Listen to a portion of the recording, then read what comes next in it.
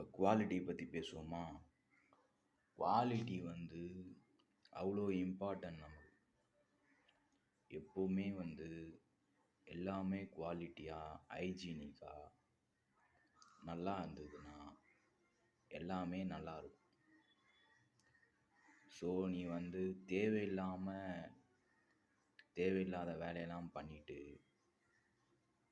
தேவையில்லாமல் எல்லாமே கன்ஸ்ட்ரக்ஷன் தான்.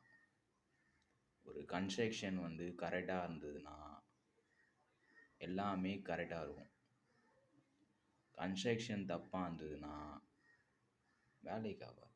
தேவையில்லாமல் ஃபஸ்ட்டு நீ ஒரு வீடு கட்டுவ, எதிரிக்கே அவன் இன்னொருத்தன் வீடு கட்டுவான், நடுவில் ரோடு போவோம், நீ ஒரு ட்ரைனேஜ் கனெக்ஷன் கொடுப்ப, அதை அவன் பள்ளம் தோண்டி இன்னொருத்தன் ட்ரைனேஜ் கனெக்ஷன் கொடுப்பான். இது மாதிரி மாறி மாறி கொடுத்துட்டு நடுவில் ஒரு ட்ரைனேஜ் கனெக்ஷன் போகுது. ட்ரைனேஜ் கனெக்ஷன் பிரிட்டிஷ்லேயே வந்தது. அவன் கூவமில் செட் பண்ணிவிட்டு எடுத்துன்னு போயிட்டான். ஆமாம், ரயில்வே ட்ராக் பிரிட்டிஷ்லேயே வந்தது.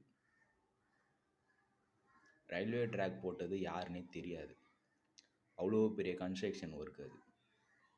இப்போது சென்னை மெட்ரோ அவ்வளோ பெரிய கன்ஸ்ட்ரக்ஷன் ஒர்க்கு.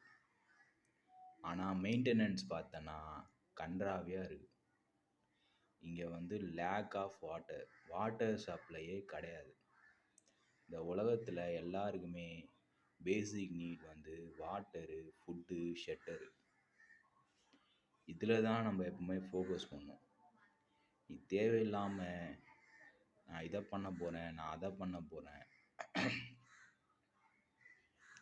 ஸோ ஒரு பொருளை எடுத்துன்னு போய் இன்னொரு இடத்துக்கு போகிறதுக்கு நமக்கு கண்டிப்பாக ஒரு கார் வேணும், காராக வேணும், ட்ரக்கு வேணும், கண்டெய்னர் வேணும்.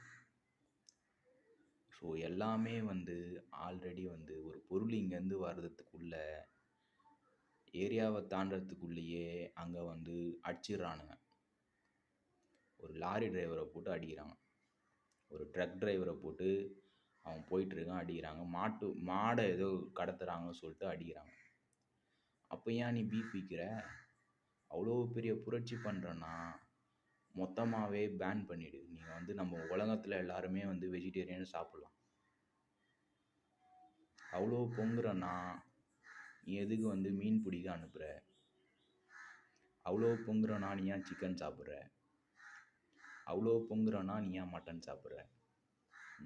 ஏன் சாப்பிட்ற? பொங்கல்லாம் பொங்கக்கூடாது. எப்போவுமே காமாக இருக்கணும்.